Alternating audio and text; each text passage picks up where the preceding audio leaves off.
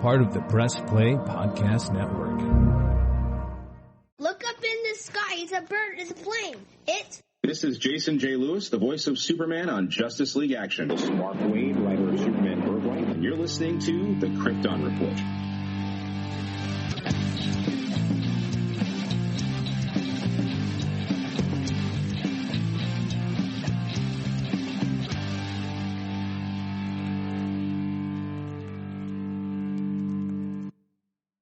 To the Krypton Report, the only Superman podcast you will ever need. Not really. There's a lot of great ones. I'm your host, Tyler, the Man of Steel. Nope, that's James's line. Damn it. Hold on.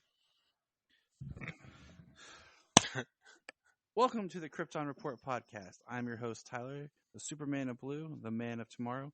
And with me, as always, is James. The Superman of Red. I'm like, that's Man it. of That's all you're Steel. getting this time. Right. like usually you lead me in with a whole bunch of craziness. You're like, that's it, dude? Really? Like, dang, wasn't expecting that. But hey, we got some DC stuff to talk about. Let's see. What's going on in the world of DC? Ready? Okay, so first off, quick news. Last time we talked about Stargirl.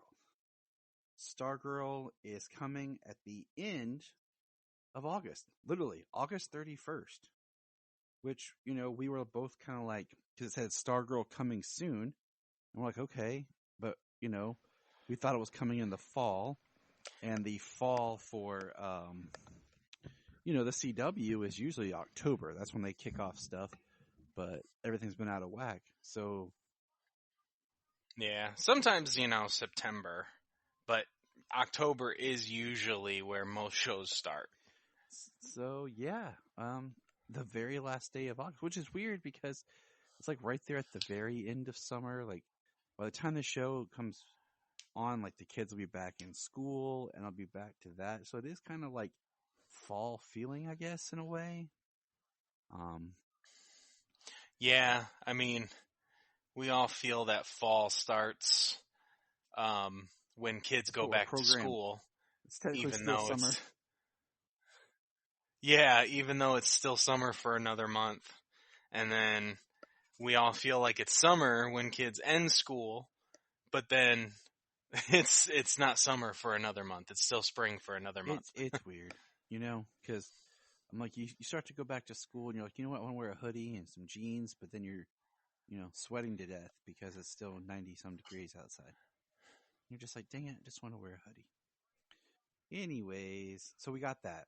I also discovered, thanks to the new comic books, that Hershey's Chocolate in DC are doing another round of wrappers with all their characters. And the advertisement had Batman, of course, but now John Kent, Superman, and Wonder Girl, just Yara. Like I totally blanked. I was like, wait. I would have said it just a second earlier, but I actually muted my mic to cough real quick. Excuse me. I got a little tickle in my throat. But you know what I find even more interesting than now I have to hunt down chocolate bars again? Is I got a survey thing from Warner Brothers today about like DC and Marvel. And then when at the DC it says, it gave you categories like about some of their characters and things. And it had John Kent / Superman. And then it had Clark Kent / Superman. I was like, well, that's interesting. Starting to split them up. So, right. I thought that they had two different categories. Yeah, I mean, that's kind of crazy though, you know, they all want to they all got to graduate to that Superman level, you know? There have been multiple stories where, like, and nothing that's ever stuck, it's kind of like been a what if future or something where Connor had become Superman in the future, and then now we got John Kent as Superman. The future's end where Shazam was Superman. That was a kind of cool little twist. Oh yeah, that was a cool one. But yeah, so I'm hunting chocolate. Speaking of chocolate, things you should never give your dogs is chocolate. We got a slew now of the new Super Pets posters, but this time it's all the humans. It's like a up close of the the character's face with the voice actor and a slogan. So here we go. Ready?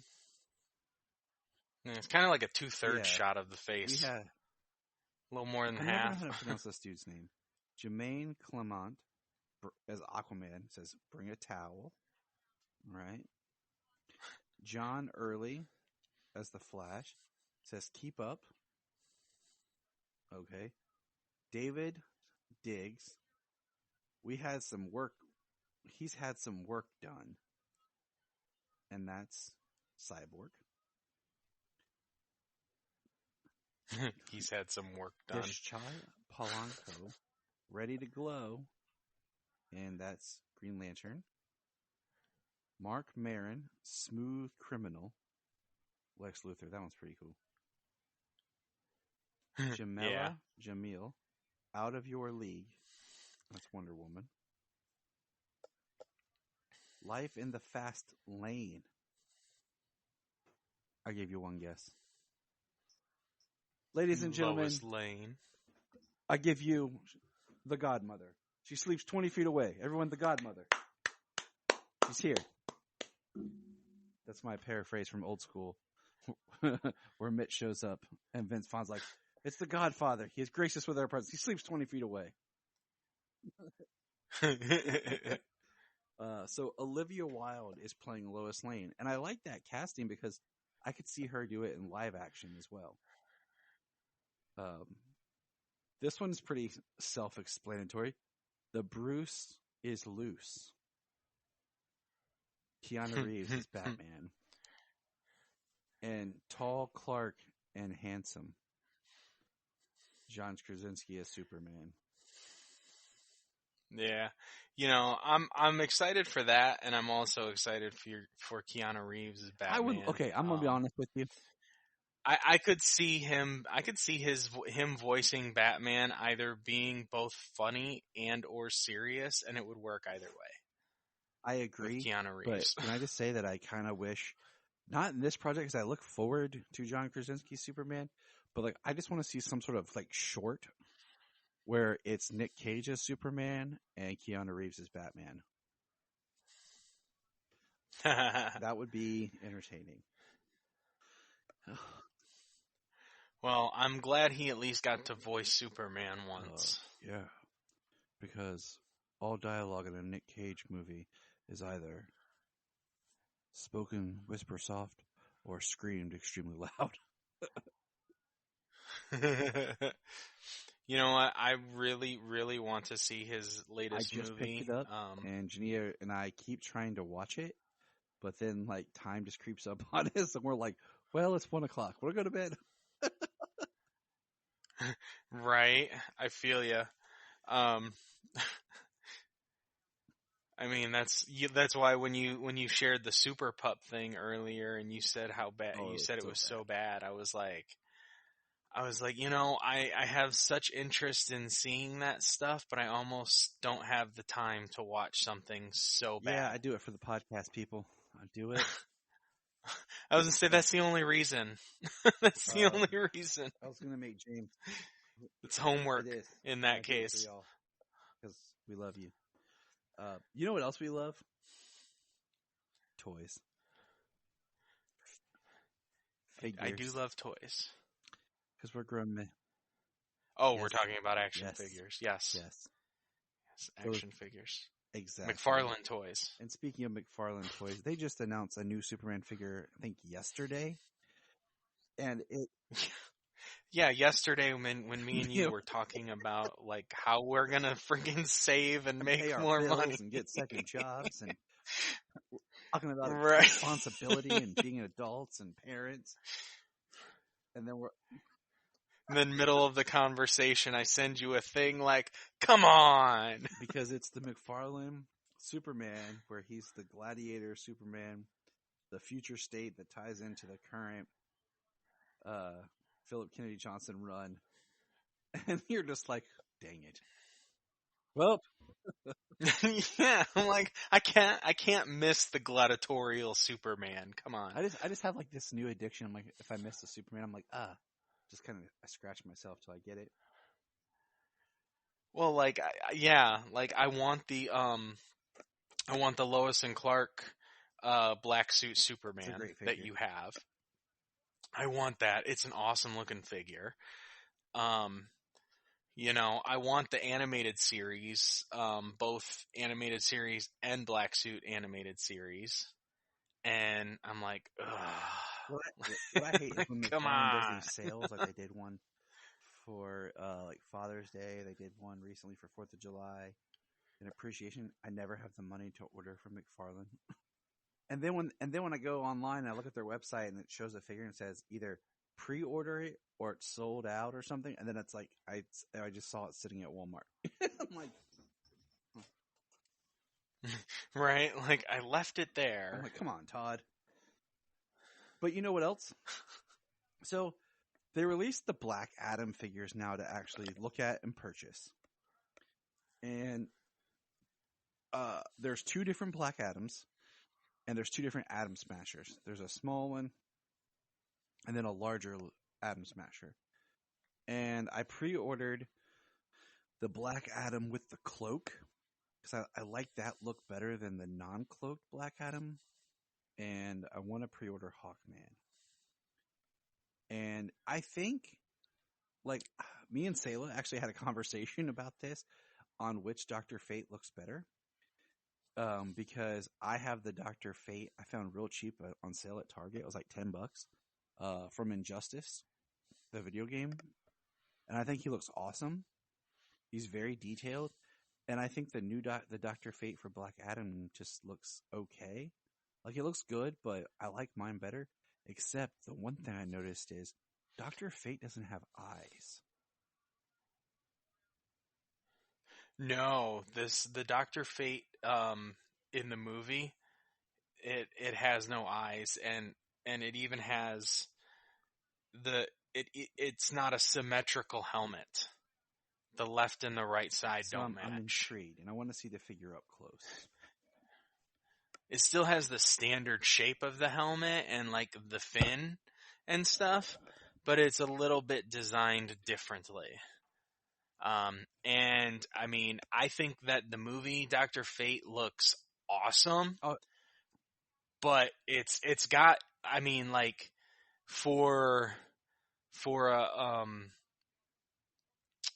suit that has like that 3-dimensional design, like we're talking a physical suit for like a movie as well as a 3D design for a suit like the video game. I mean, Injustice is hard to top because that one was pretty awesome. You ain't lying.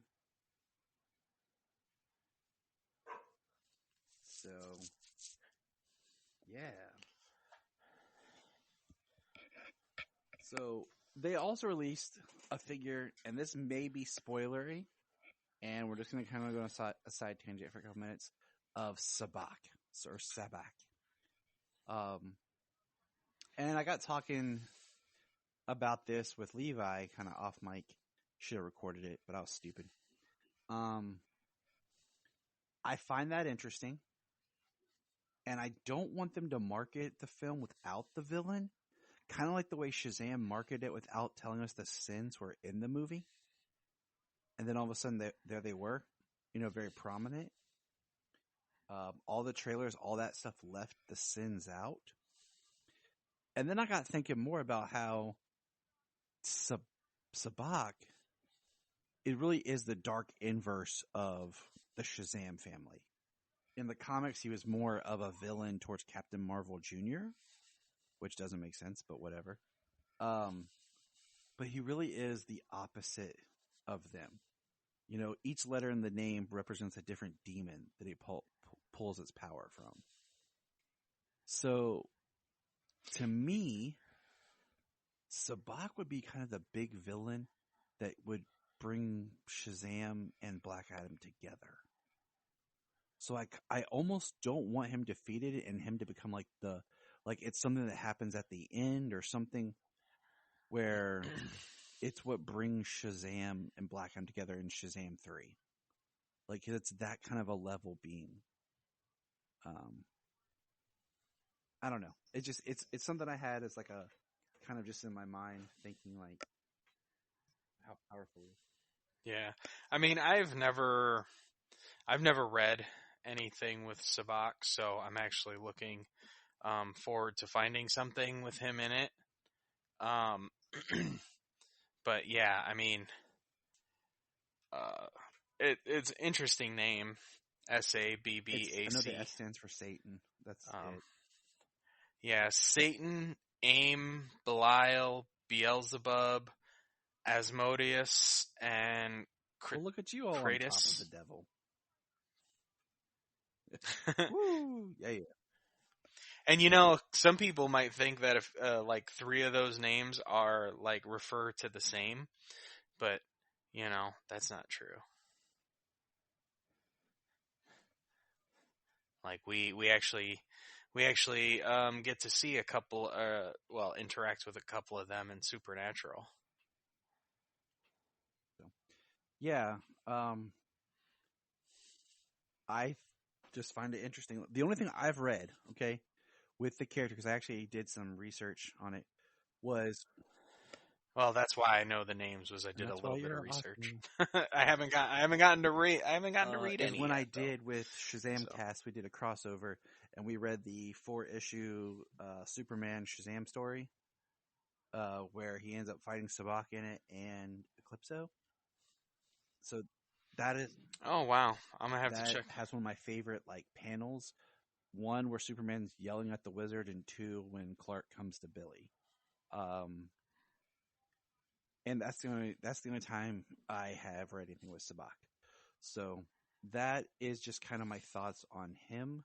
And speaking of Shazam and Black Adam, dude, I was doing some research because I was thinking to myself, like, man, because I saw Warner Brothers had no presence at Comic-Con, because San Diego Comic-Con's still a thing, and it's coming up here in like 2 weeks, I think. Yeah. And they just announced that Black Adam will now have a Hall H presentation, and Shazam 2 will have a Hall H presentation. Starting to feel like old times, man. Ooh, nice. I saw the Shazam. Or the Black Adam. I did not see the Shazam 2. Yeah, so that's awesome. It'll be great to see those two. So it's starting to feel like old times, For Solomon Godzilla, they're going to have a big, like, 70-year thing for Godzilla panel. So I hope some of that information leaks online so I can share it with him. And then the last little tidbit of news is on September 20th, we will finally get the Long Halloween movie deluxe edition. And I'll finally be able to buy it on physical media and watch it straight through. And once we do that, we will have a conversation and see our feelings and thoughts towards the movie being one sitting instead of chopped up in 2. Yeah, I'm very much looking forward to that because, when we talked about part 2 and you said that it very much feels like a mid-movie montage there at the beginning, I was like, it does feel like it would work better as one long single movie. And I've been waiting because, no matter what you do, I mean, unless you do it yourself, you're going to have that break in the middle. And even doing it yourself, sometimes you still notice the break. You still feel it. But when you're just sitting there, it'll be a fun adventure. Because it was like, you have the Dark Knight Returns Deluxe. I have the Death of Superman and the Reign of Superman, which isn't exactly the same thing, but it's close enough that I have to that kind of 2 movies in one. Yeah. I have both of the complete ones now. Being awesome. Well, you gifted me the other one. You gifted me the Dark Knight Returns. Awesome. So that you're awesome. So all right. So James did tell me he did the homework, and James watched some Superman. Yes, I did. And I just want to give a shout out to our friends over at the All-Star Superfan podcast. because they actually have an episode that just dropped with Sam Rizzo, and I haven't got to listen to it yet, but Gerard Christopher does pop up in the episode. He does show up to chat with the boys. So, Oh, that's sweet. So check that out. Now, James, which episodes did you watch? Yeah. Season 2, awesome. 1, 2, and 3. That's what I like to hear. Okay. So, and just so you know, I picked season 2. Like, we had talked about season 1 a little bit before when we watched the pilot, but I started watching season 2, and I wanted you to get into it because, 1, I just watched it, but 2, so you can experience Gerard, because you hadn't had any experience with Gerard. And so I'm going to read a synopsis, and we'll kind of just start from there. So, Superboy, season 2, episode 1, October 7th, 1989, with this ring IV kill. Lex Luthor returns, kidnaps Lana, forces him to marry him, and assumes the identity of a doctor that created a weapon that could paralyze Superboy forever. So, James, I'm going to let you go on this. Just thoughts, feelings, take it away. I mean, even though this Lex is, I don't even know, really. You open up with him saying that he had to change his appearance, he had to change his voice and all this stuff to age himself 15 years, so he would be unrecognizable to Superboy. And then he reveals himself. Like, he doesn't hide at all. He reveals himself and everything he wants to do. Like, he's very manic. It's kind of interesting. Sherman Howard, who would later go on to voice Derek Powers on Batman Beyond.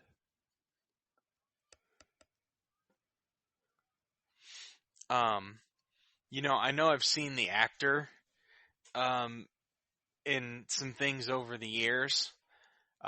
He's just recognizable to me. And yeah, I was like, wow. Like, Gerard's performance as, like, Clark is definitely a little more reserved. Like, he's almost channeling a Goofy Reeve impersonation a little bit, you know? He's always, like, seems like he's very timid and scared. Like, he's always, like, hunched over with his arms crossed in the back. I like Gerard's Superboy, but he is my least favorite Clark. I feel like he goes a little too far with trying to be nerdy. From the way they dress him and he acts, like, it's a little too much.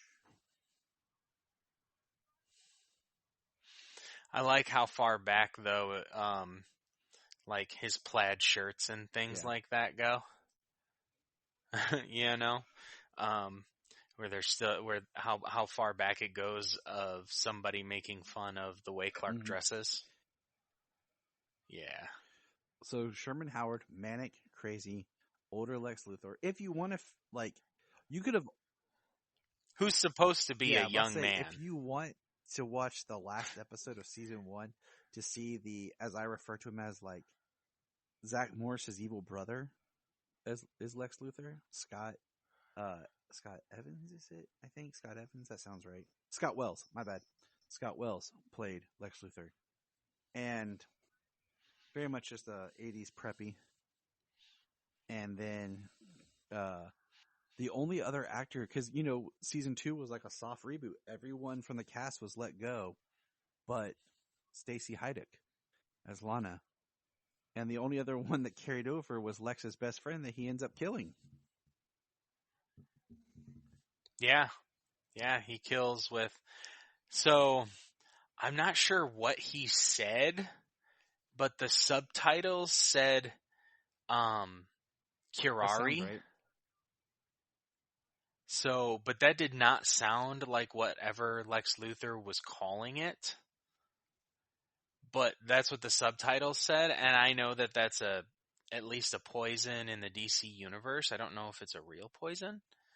I have not done my I've research not done my on poisons. that. I'm not yeah. I don't know my I don't poison poisons. people on the weekend. Right. Yeah, just a social poisoner. I do it on Wednesdays. I poison people on Wednesdays. But yeah, he said the subtitle said Kirari, and I was like, oh well, that's cool, just to see that kind of floating around, being utilized like before Arrow. You know, kind of made it a big deal. So yeah, that was pretty sweet. And, yeah, the way he killed his friend, though, I was like, geez, like, it makes me wonder if Lex was as cold and crazy before he was recast. I wouldn't say so. I think I mean, he was, he was kind of douchey in the pilot. But isn't it even a different actor later on in the season than that guy? Oh, okay. Yep. So what did you think about Clark's new roommate, Andy McAllister? Well, he graduated high school, and from making his perfect woman, and now he's going to college trying to get rich quick. Yeah, without his woman. Yeah, without his woman, from Weird Science. Weird Science. Not the TV show. Yeah. The movie. With Robert Bill Downey Paxton. Jr. Robert Downey Jr., yeah. Yeah. I remember the TV series. It was like on Sci-Fi Channel or something.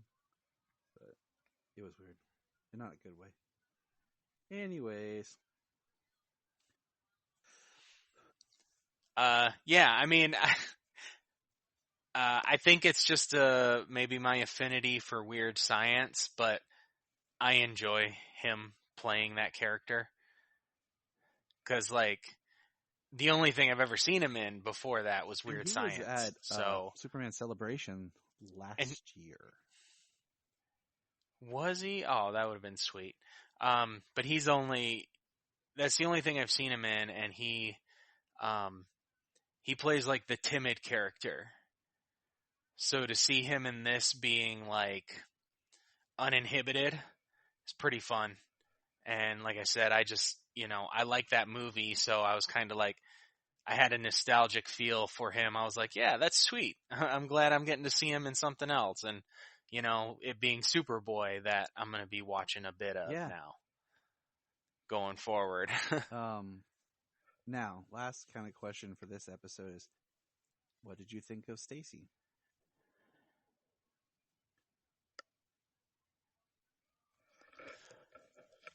I like her as Lana. She's awesome.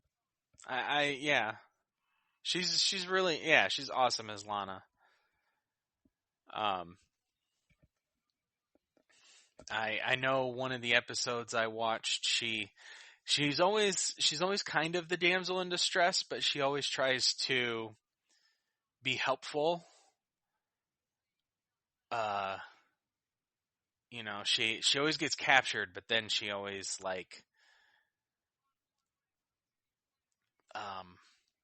helps Superboy find her, or what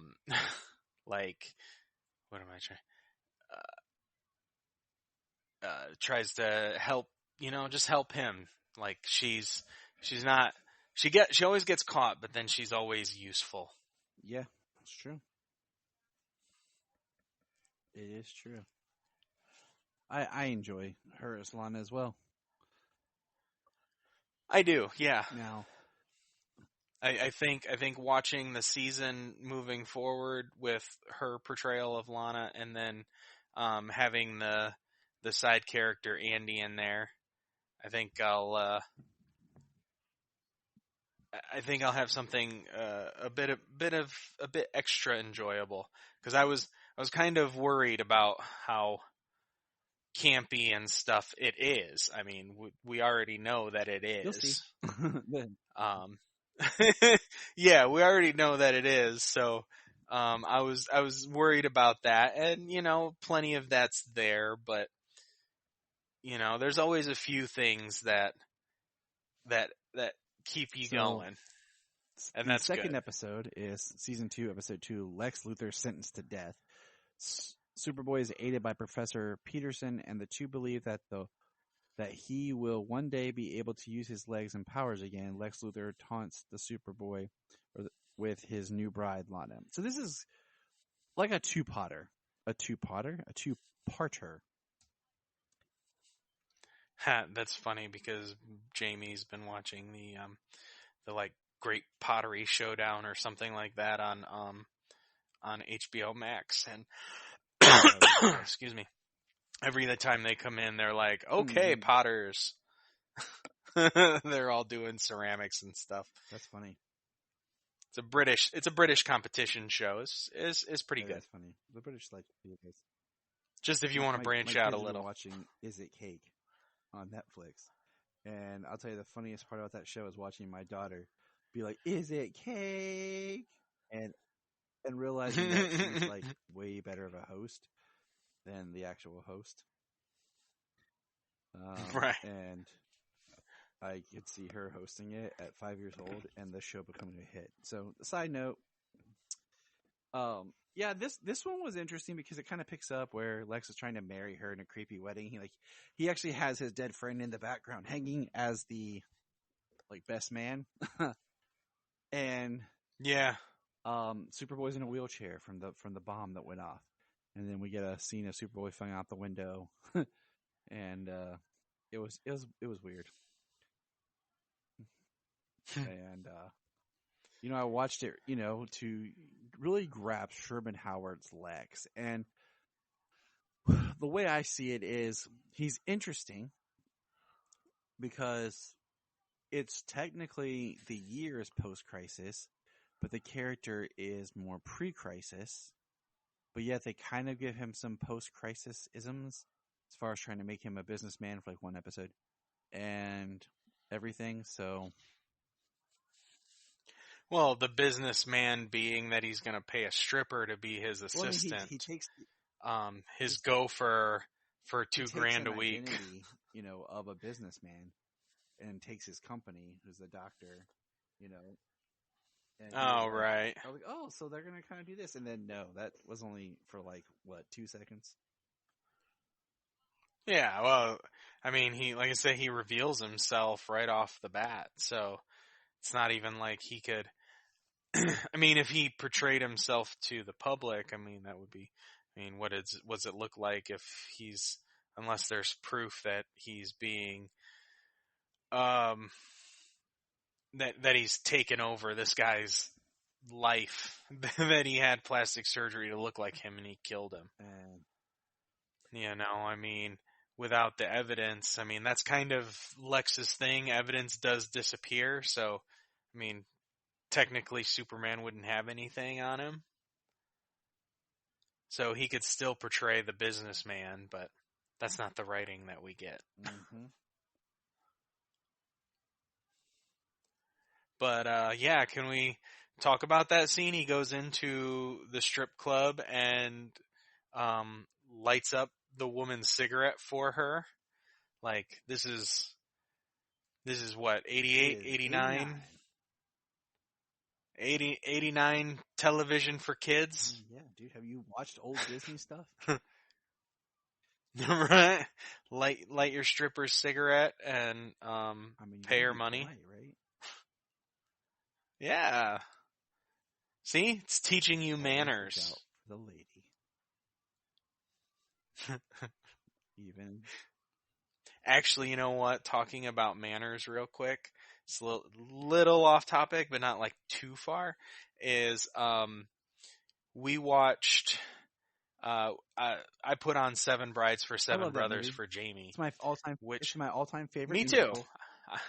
And and it's so problematic. It is, but it's great. I grew up watching on VHS, to where it cuts off half the brothers in certain scenes. Really? Dude, we're doing a whole podcast on Seven Brides for Seven Brothers. I don't even care. Well, yeah, it's Patreon, man. But Julie Newmar plays Dorcas. Yeah. So, and about 11 years later, she's playing Catwoman. So yeah, it's that's really awesome to see. So I put on a Catwoman episode, and Batman and Robin got into the Batmobile, and Batman buckles up his seatbelt, and then the Batmobile won't start until Robin buckles up. And so they give a nice little safety lesson on buckling your seatbelt. I pointed out today while watching Star Trek with the kids how the Enterprise took a missile, a photon torpedo from the Romulans, and everyone on the bridge fell to the floor because nobody was strapped into their seats. There I was you like, go. See, if they were buckled up, they would have still been in their seats and able to fly the Enterprise. But now, I always joke with Shania, I'm like, if I was in Seven Brides for Seven Brothers, if I got cast, I would be Benjamin. Because Benjamin doesn't sing. He just looks awesome in his orange shirt and does chores and gets Dorcas. I was like... Exactly. Well, you know why he was hired, right? Because he was tall and handsome. Not for dancing, not for singing, just they needed somebody tall to stand next to Julie Newmar. He's the muscle. he was. And then you got, which was, I think if I remember right, Ephraim was French, and he's like a ballet dancer. And like all of them had like a certain, they're either a singer or a dancer. It was like their main thing. So, and yeah, if we could go on, this would be awesome. Check us out on Patreon when we eventually do Seven Brides for Seven Brothers. Down, dude. Oh, Jamie will love it too. She squealed when I put it on for her. And okay, this is my last comment on Seven Brides for Seven Brothers. What I love about it is there's no giant chorus sings. All the songs are small. Like it's a small group of people together. There's no like the whole town breaks out into song. So. Right. I just told Jania that we're talking Seven Brides for Seven Brothers, and she's like, dope. Oh. Right. On a Superman podcast? Right. We found a way to tie it back to DC.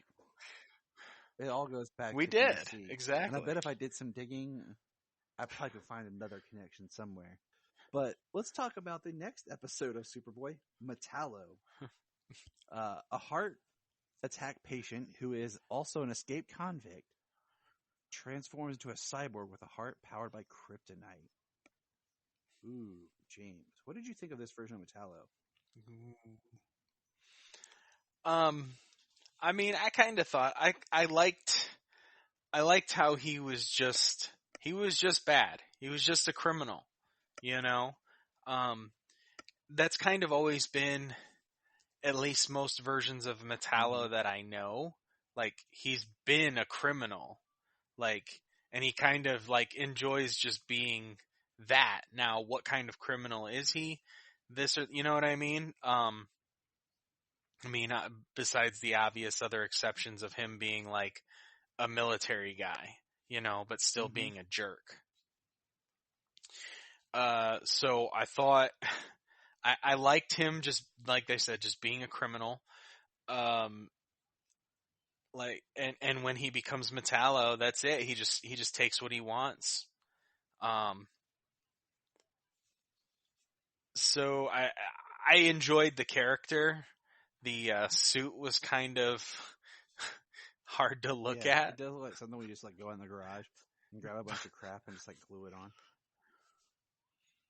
You're a robot. Yeah, it looks like they put a whole bunch of pads on and then like big old like rubber gloves like that go up to your It's elbows like and your stuff. mom made your Halloween costume look. Right. It's like you wanted to go with Metallo and your mom put So, it together, and you're like, okay, this is what I'm dealing with. yeah. I mean, I enjoyed it for what it was. Like, it was dark.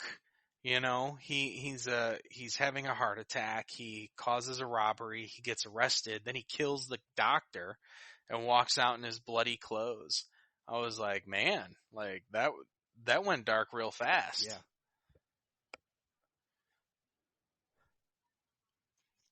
So, and then like I can't not say something about the lead plates that create Superboy's suit.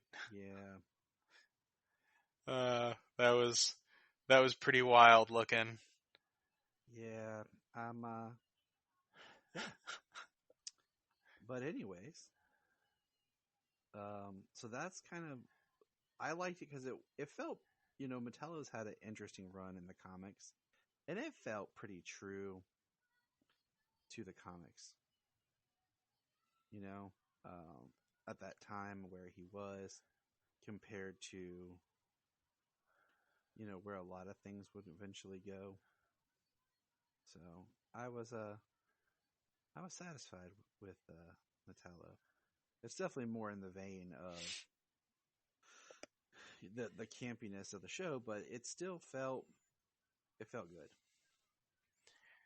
Yeah, he's like I'm gonna take those gold and platinum bars, and then they shoot him. He's, look what you did to my suit. Yeah. Which I appreciated him having like a gangster suit, you know? I like that. All right. Well, I think that's going to wrap up our run on Superboy. Yeah, I enjoyed it, you know, for when you watch a couple episodes, a few at a time, like it's enjoyable. I would probably not binge Superboy. It is. I tried, and I had to take a break. Yeah. It does not flow in what you need to binge. So now it's time for comics. Dum dum da da dum. All right, James, what we got up first? Well, let's grab World's Finest.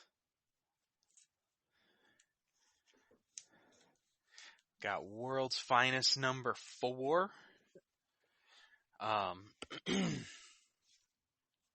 So last we left, Hal Jordan is being controlled by the devil Neza. He is using his constructs to capture and attack Superman and Batman. And Superman actually can't break the constructs because they're being reinforced by magic. Which is very cool, very interesting, you know? Like blades cut through his leg and stuff. It's a nice concept. Yeah, like we know the original, like the Starheart for like Alan Scott Green Lantern had like a magic base. But yeah, it's pretty cool to see because we've seen multiple on different occasions Superman go up against people like Hal, and although they hold their own because the Ring and the Green Lanterns are pretty doggone powerful themselves, their constructs usually don't stop Superman. They definitely slow him down. But in this case, they're actually trapping him, they're cutting him, you know. And we see the devil's got Batman with a sword to his throat.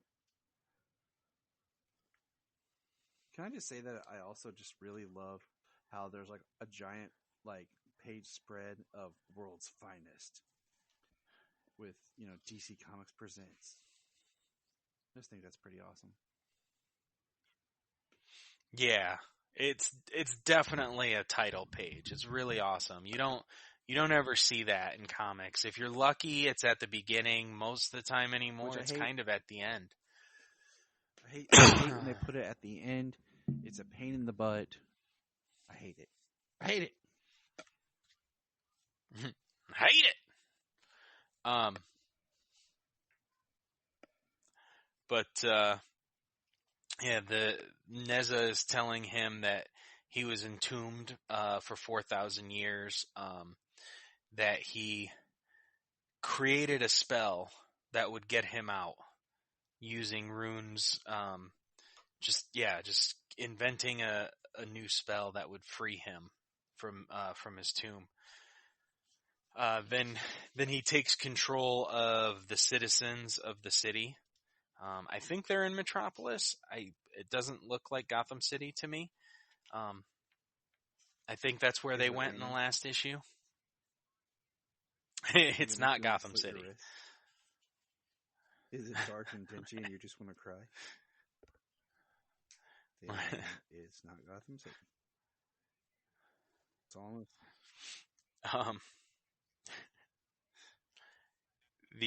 So Batman pulls out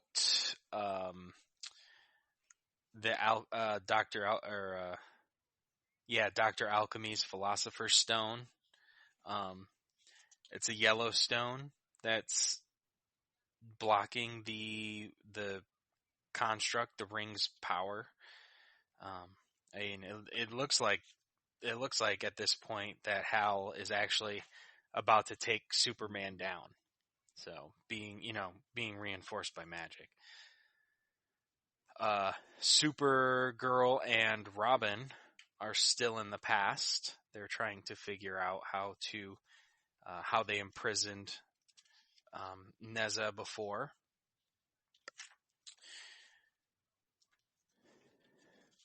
They basically find out that someone has to stay behind and sacrifice themselves to imprison. Yeah, it can only be sealed from the inside. So somebody has to sacrifice themselves, which I believe Zoran, something like that. I mean, could be anything with an Asian name like that. Well, the letters don't actually sound the same. They use different sounds for them. So the name of that just I'm just not sure if I'm pronouncing it even close to right. Well, you're doing a fine job. Fine job. I don't mean for it to sound bad or nothing. Apologize if it did. So they're heading back through time, back to the present, and a time storm, and Kara loses Robin somewhere in the time stream, which is nuts.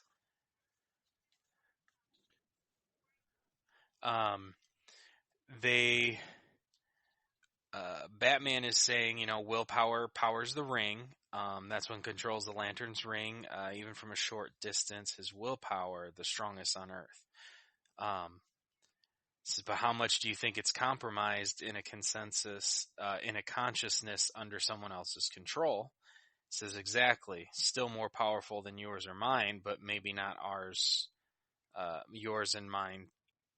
Yours and mine, not so them together. So they're concentrating together to rip the Green Lantern, to rip Hal's ring off of his finger, to overcome his will. One thought.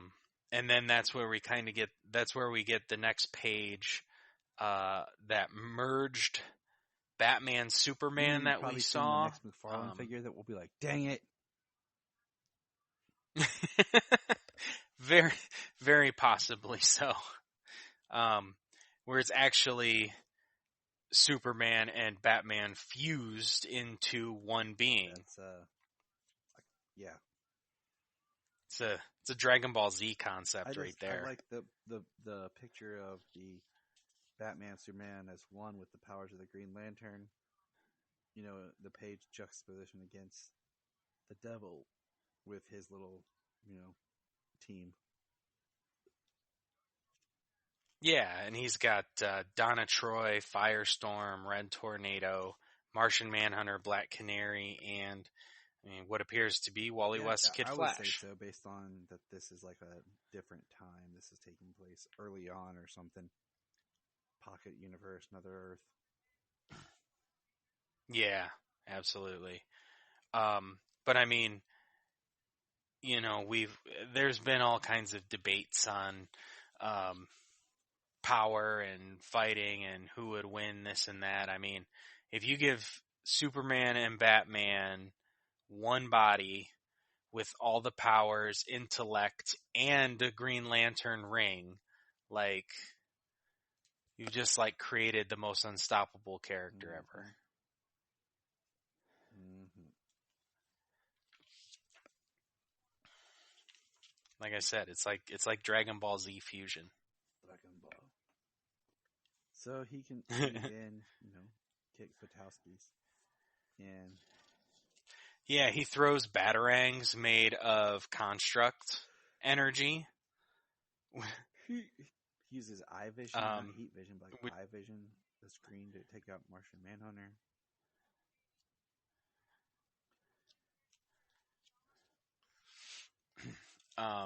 Uses constructs to create a mask over Canary's mouth to anchor Wally's feet to the ground. I was going to make a joke, but you haven't seen Doctor Strange yet, have you? Multiverse of Madness? Yeah, no. I think I've seen the meme where Scarlet Witch goes, "What mouth?" Yep. And Black Bolt's mouth is gone or something. At least they didn't do that. Yeah. What I do Right? find fascinating is how we see Lantern Fusion power level, and it's depleting hardcore. It really is 9, 8, 6, 5, 4, 1.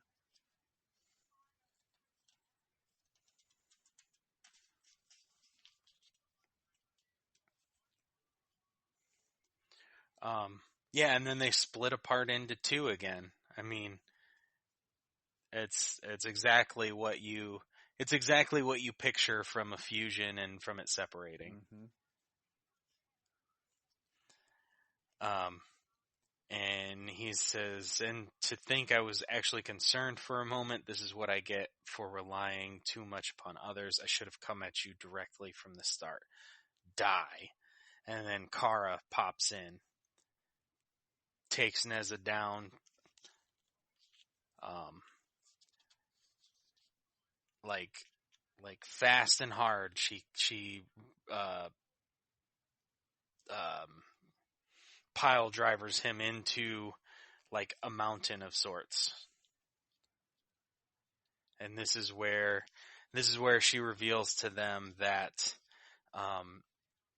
that the door can be permanently shut by one of us. The tomb can be sealed, but only from the inside. Next to the sacrifice. Yeah, and do we know how many issues this run is? Well, it does not have a number like Flashpoint Beyond or Dark Knights of Steel or Batman 89 or 78 or anything. So it's not a limited run. As far as we know, yes. Be like World's Finest, and then this arc is over in an issue or two, and then it continues on. Much like how, think about they restarted Batman and Superman during the Death Metal, because the first issue of Batman and Superman was them fighting the Batman Who Laughed. Yeah, it came out of Infinite Frontier right after Death Metal. They renumbered it after Infinite. They kept the numbering. Yeah, it went back to 1, right? Or did it? Did it? I'd have to look because it only ended on issue 22. And was all of that the Okay, I'm trying to remember because it ended on issue 22, but I thought that Gene Lee took over the numbering and started when it was Batman and Superman with the whole Arturo thing that we read. I could be wrong. I think that started with number 1 again. I don't know. Maybe I should look it up. All right. I was say I'll have to go back through my box and see what the issue because I got all of those issues. I'm just like slipping. So I. But we did get that Arturo, and then we got that Solomon Grundy story. That was really good. And then there was some Mixie in there somewhere. Yeah. And then it was about done. Trying to find everything I'm finding is the I don't know. It's not a huge deal, but I thought it just continued the numbering from where it started before, but because they're known to do that. That's kind of my point is they'll do these for a while. Right. So it makes me wonder if this is just going to be a new ongoing book or if it's like Wade and team are just going to do it for a while, but it seems like Batman Superman should be like a book that goes on forever. But it doesn't. But you know what book could go on forever? Our next book. James, what is our next book?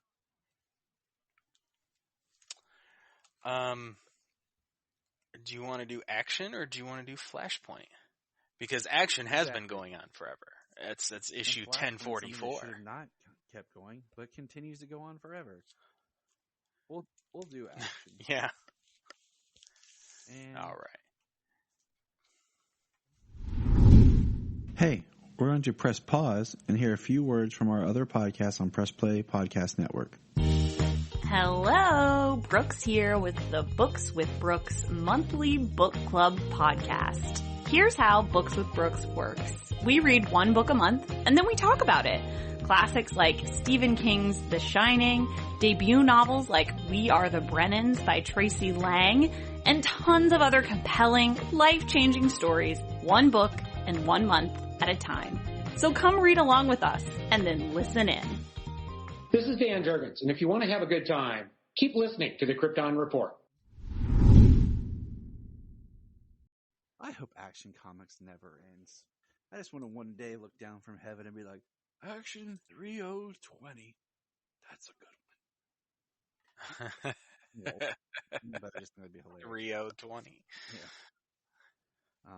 But hey, let's do this. Okay.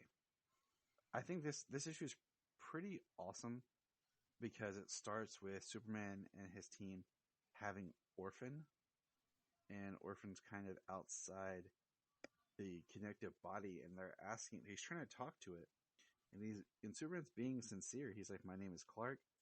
This is Manchester Black. I'm sure you already know that, but you know, why are you called Orphan? We want to be able to help you." And we get the story how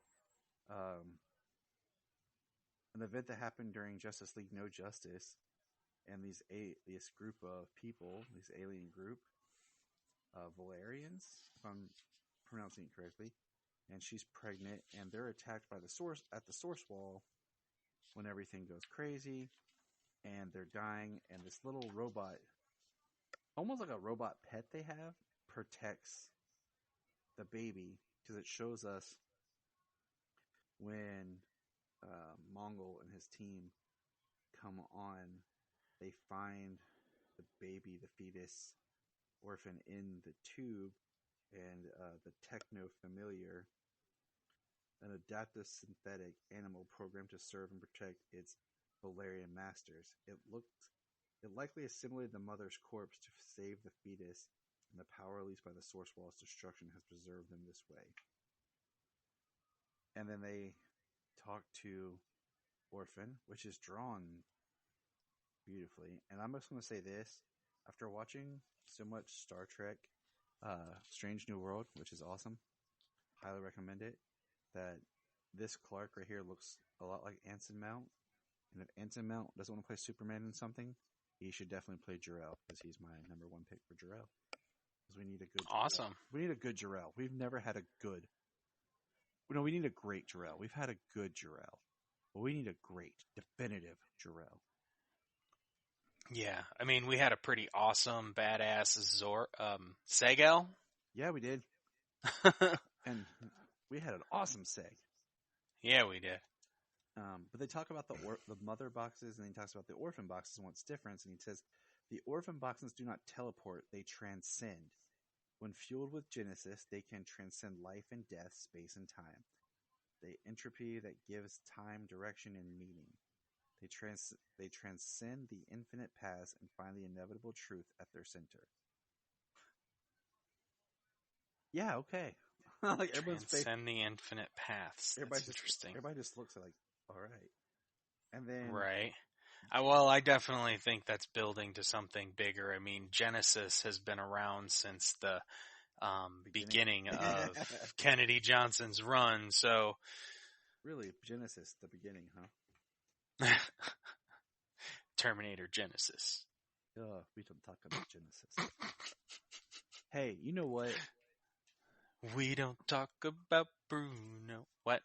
I would love to see what that movie in the original edit before they decide to pull we're going to make this a bigger series, and they cut out Matt Smith's part where he was supposed to be basically Skynet, and they retweaked it and was trying to alter footage so that they could do a sequel with, and I want to see that edit of Genesis. So the Terminator franchise is like the second most messed up franchise after Halloween. But anyways, back to Superman. So we see the two kids that we've kind of been following are playing with something they found, and we see Superman shows up and he says, "Those aren't finished." And he tells them it's kind of like a Kryptonian child's puzzle box. He's like, "I want it called Koltar. I wanted you to see what they were like, and I was making them." And he's like, "At home, I would have made it out of wood." They're like, "What's wood?" And he's like, "Okay." And he's telling how wood is the flesh of trees, plants that grow out of the ground and are high into the air, straight and tall. My son Jonathan is grown now, but I thought you two might like these. There you go, Bendis, robbing Superman of loving his young child. Then Midnighter shows up and it's like, "Blue, it's time to go." And they ask, can we have them, please? And he's like, "They're not finished." And the children say, "But can we?" He says, "Of course you can. Get some rest tonight. If you like, tomorrow we can finish the boxes together." And then we cut to Mongol, and they're going after to save June.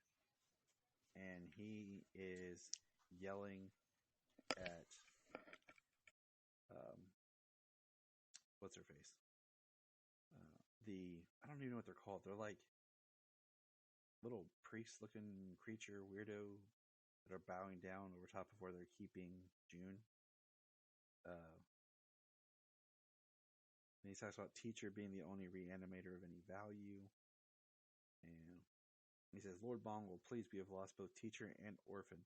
What are simple they're just alchemists to do." And then, of course, Omac's like, "You promised me Laya, the real Laya, not one of your undead freaks to wear her face." Then Mongol, like, chest blasts her. Like, he shoots energy from his chest and it's like, "I am the Mongol who is. Mongol who is bound by no word or deed. Mongol does as Mongol will." And we cut back to where they're entering the lair of Mother with Orphan to try to rescue June. And Mother's just so creepy. And just talking about the marrow from their bones. And then, and she's like, she's like creepy, scary, and she's like scary, powerful. As we learned in the last issue. And then, Midnight like this magic infant, and Orphan just like goes full Super Saiyan on him and just like blasts everything to death.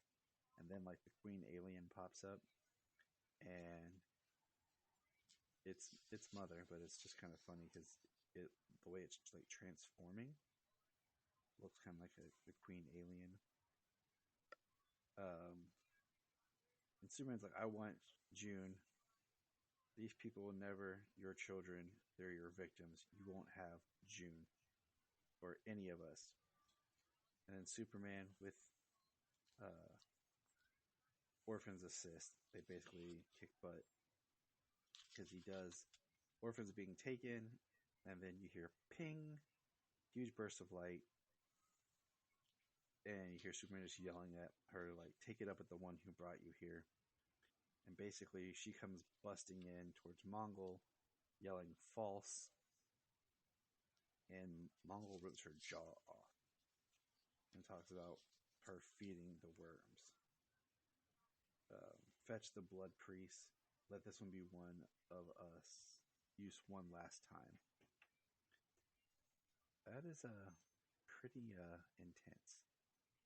And then we see where they're keeping June. And we see what Mongol's real plan for Lila is. As Light Ray, this one was once called, it would need a different name, I think. And it says the next issue is the Black Razor. And then we have the backup story of A World Without Clark Kent, Part 1. Which is Supergirl, who's now Superwoman, right?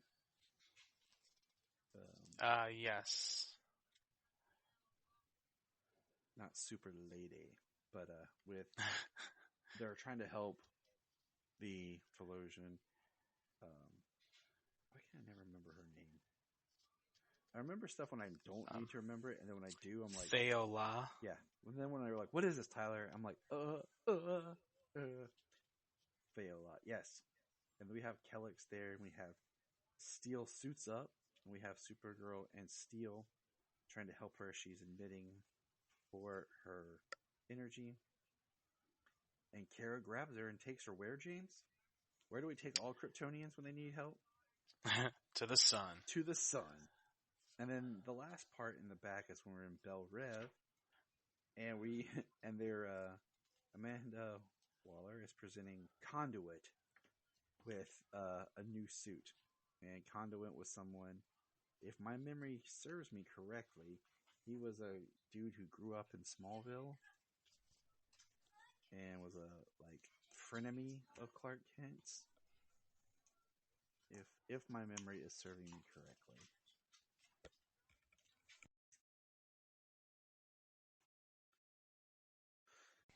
So that's action. I'm digging it, man. I honestly wish I had just the what do you call it? I wish I just had it in trade, so I could just sit down and enjoy the full story. Oh yeah. This run is definitely getting trade bought and going up on my shelf. Conduit, didn't we see him recently in something? I don't know. I'm realizing I do too much. That's what I'm realizing. Okay, I'm not gonna lie here. I'm realizing that to myself, I am doing way too much, and it is getting to the point where stuff's starting to run together. Even if I take detailed notes. So I need to try to remember I'm watching shows, movies, and I need to take better care of myself. I feel ya. Joanna? What? Sorry, Sweeney Todd reference. We were talking Sweeney Todd the other day just because of Stranger Things. So. Oh yeah. Yeah, because the guy who plays Vecna played the one character in Johnny Depp's Sweeney Todd. So. Oh my goodness, he did. Mm-hmm. He did. That's great. I kept trying to tell Jania where I knew him from. I was like, yeah, he was in Twilight, but then he played Grindelwald in the background, Harry Potter 7. I was like, but there's something else. And I could not remember it. And then, like, I was like, oh, he was in Sweeney Todd. And then we just kept making Joanna jokes. So, yeah. So, all right. Last comic we have for this week, and then we'll let you good people bounce, is Flashpoint Beyond. Number 3. And I'm enjoying this book. I mean, I think in some ways, like we've talked about this, it's so weird that Flashpoint has, like, stayed around. It's like something people can't get enough of. And so I can't. I don't have all of them, but I have a few of the Flashpoint books. I've probably got 3 or 4 of the extra Flashpoint books. Maybe 3. I have some of the individual issues. I need to buy this in a trade. So this or Flashpoint? Flashpoint. Like regular Flashpoint and then like the other stuff. Because I really like the one. Well, my favorite tie-in is the Thawne story, where he like talks about how he's like in one panel's talking about having a brother, and then you see him run, and then the next it's the same panel, but his brother's been erased. It talks about how Thawne kept changing his history. Yeah. I mean, the obviously the cool thing about Flashpoint is kind of the cool thing about most Elseworld stories, where you can create a new backstory for a lot of the characters, or new outcomes for them. So in the books, in the tie-ins, you see so much of the DC universe, so many different characters in so many different, in a completely different life. Yeah. But Flashpoint Beyond, it's starts with the planet Krypton 30 years ago. And Jor-El is talking to Kal-El, my son. Krypton is dying. Even with our advanced science, we cannot stop its inevitable destruction. So we have sent you out into the void to save us all. We see the ship flying up, and then we see what appears to be multiple ships. And we turn the page, and there is multiple ships flying away. This is You Are Our Last Hope.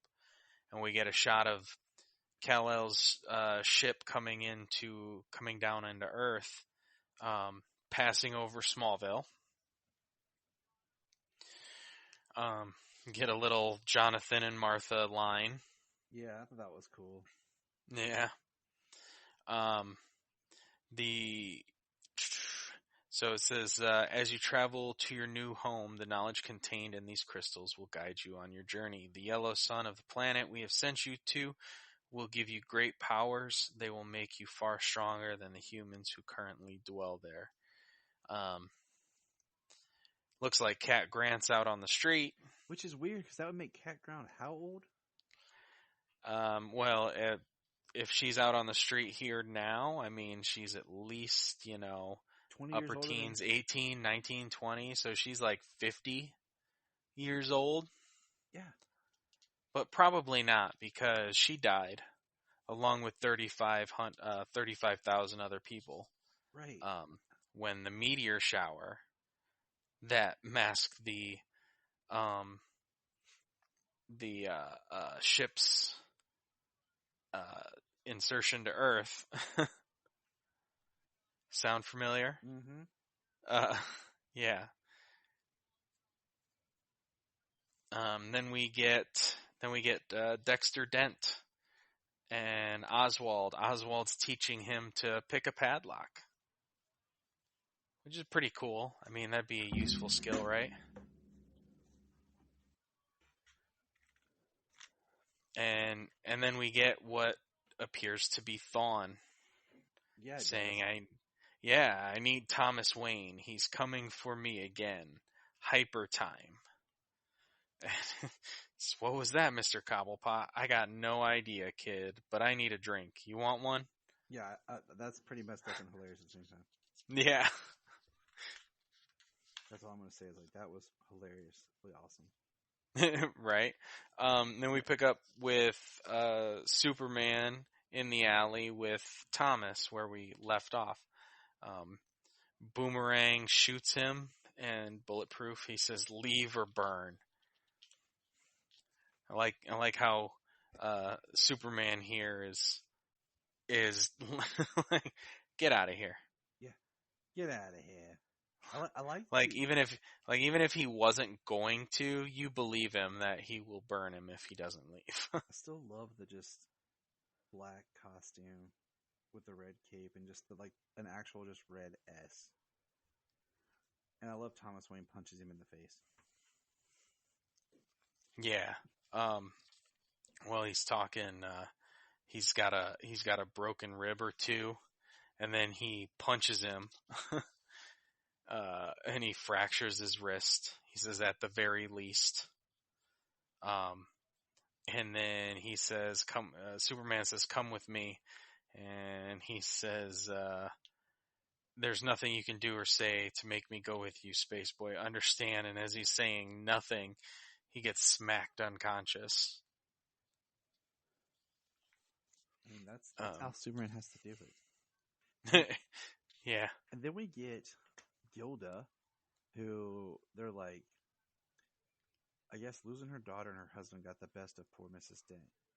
And they're putting her in a room and they're like talking about she wouldn't do this to herself, even though they found the blood on the inside. Oh, she did it to herself. What? Hi. Say it, Solomon. Say it. Hi, James. Oh, hey, Solo. We got the visit from the Solomon himself, Mr. Superboy. And then on the other side, Supergirl, where are you at? You want to say hi?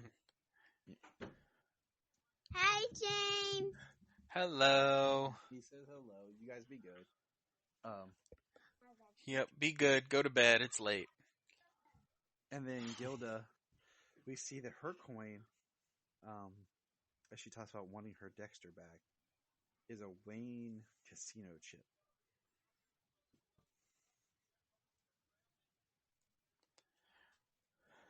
Yes, sir. And then there's somebody with her, somebody talking to her.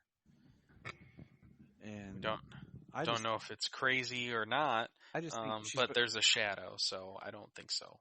Yeah, that's why, she's becoming Two-Face, but at the same time, I'm like, Shadow.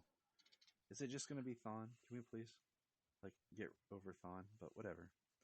Is Thawne keeping the Flashpoint alive? I can't even keep track, After Convergence, where it was kind of brought back, and then this happened. It's like, man, come on. But Thomas Wayne wakes up, and he's hanging out with Poison Ivy. She's got him. Who says that he killed her, but that she is now one of the Parliament of Trees. Which I think this whole part's awesome. The Oasis, and how it looks like the Fortress of Solitude, but it's made out of plant. Yeah, I thought that was pretty dope looking. And she talks about the sanctuary and what they're doing to protect. And it was Jason Woodrow who built it. And we see Swamp Thing, who is Jason Woodrow. And he's kind of at the heart of everything. And, Superman's like, you need to see this. And he takes, like the fortress, he takes the crystal, but it looks like, and a vine wraps around it and activates it. And then Jor-El appears made out of plant, like a Swamp Thing Jor-El. Yeah, that was pretty cool too. And basically, he goes on to talk about, and we find out that basically, Kal-El was sent here to be kind of what they always fear he would be. Yeah, this is your mission upon adulthood is to use your powers to disarm the humans in advance of our arrival, and then we will conquer them as father and son together. All right, Darth Vader trying to tempt Luke Skywalker. Right? He sounds like they make Kryptonians kind of sound like what were I can't remember the name of the alien race from Invincible. Oh, Viltrumite? Viltrumite, something like, yeah. Yeah, that's exactly. And they have 5 days. And he's like, my father doesn't understand people here can be good, and I want your help. Batman wants nothing of this. Good luck. I'll find my way out. Thomas Wayne's a douche. And then, what I find interesting is we have a detective, and it's... like I said, looks like Sophia Falcone. Yep, it is. You can't mistake that. Yeah, he does call her Sophia. Uh-huh. And I was trying to remember if she's by Falcone, or it doesn't give her last name. And then the last... No, but she's drawn like Tim Sale drew her. Oh, yeah, you know who it is. Straight Yeah. up. And she says, Iris West found her, incision from neck to navel, body full of clock parts. And we turn the page, and it's reverse flash, and it says tick. And then we got 2 people in hyper time talking about a paradox was just reset, and one of them is talking about the Omniverse and needing Rip Hunter, and one of them's like his niece, I think it is. No. And it says Hypertime has enough problems with Thomas Wayne still around, and the last page is like clips of all these other major events in DC, like Crises. We have Action Comics, Flashpoint or Flash Rebirth, Death of Superman, Justice Society. I'm guessing that's Superboy Prime. When Wally came back in Rebirth, the regular Flashpoint, Dr. Manhattan. It says There's Hypertime. Mime and Marionette. Yep. And so yeah. And Like, says, yeah, they got the Death of Superman up there. And it says next, Dexter Dent, Robin, the Boy Terror. Yeah. So these 2 kids on the previous page, they are dressed like dude that Batman has. That we were wondering who Davy Crockett was. I say Davy Crockett. And I wonder if that isn't Rip, because he's dressed like them and everything. If that's sense. Rip Hunter. Like something happened to Rip. And I don't know who Corky is. Nope. It took me a minute to realize they were saying Rip. I read it as rest R.I.P. I was like, well, that's weird. And I was like, oh, yeah. It's Rip. My bad. Yeah. But the thing I'm still curious about here is Jeff Johns used Dr. Manhattan in his last event of Doomsday Clock. Mm-hmm. Thank God this is coming out with more regularity. But John's writing it. Right, exactly. It's got a whole crew of people on it. But is this just a red herring, the body of Thawne being stuffed full of clock parts? Because he was a watchmaker, or his father was a watchmaker by trade, and he learned how to do that. I was thinking it's the Clock King. And I thought the Clock King also. Or some new guy like Mr. Clockface or TikTok. That'd be hilarious. Make a villain called TikTok. They're like, it's TikTok. That would be pretty cool. But yeah, I'm just like curious to see. Or is it like him kind of retconning and fixing where he felt like he didn't get to do what he wanted to do with Doomsday? I don't know. So we will see. Yeah, I don't know. So I'm curious as to where it's going. Like, why would he be using the same? We will see. All right. That about wraps us up here. We've had a good run, James. It's been good. So. Yes, I had fun tonight. It was a good time. Didn't know we were going to talk about Seven Brothers, but hey. You never know what's going to happen on this podcast. Now we cut away to our segment on the importance of flossing. James?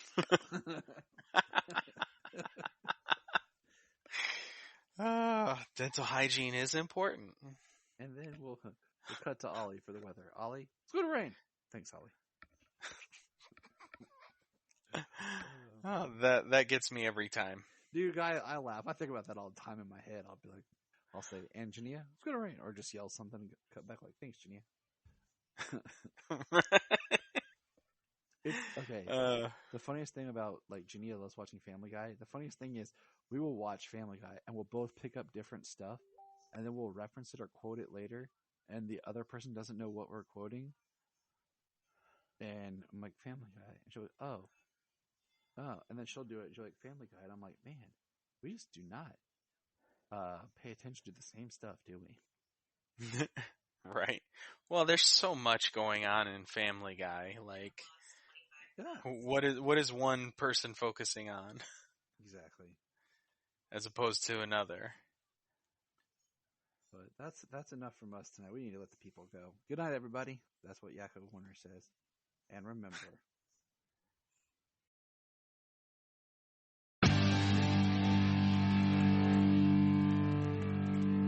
Look up in the sky. Yes, it's Miss Sailor. We just want to say if you've enjoyed this podcast, please check out other podcasts on the Press Play Podcast Network. remember to check out Krypton Report on all social media platforms. Go to linktree.com/Krypton Report. You find all of our information right there. $1 a month, you'll get extra special content that you don't get on the main show, like movie commentaries and whatever else comes out of our mouths. So check it out, patreon.com/Krypton Report. If you are like Tyler and James and can't get enough Super Talk, check out these other podcasts. Digging for Kryptonite, Supergirl Radio, The Last Sons of Krypton, the Superboy Legacy Podcast, All-Star Superfans, Superman the Animated Podcast, The Aspiring Kryptonians, Always Hold On to Smallville, Caped Wonder, The Geek of Steel, and Truth, Justice, and Hope Podcast.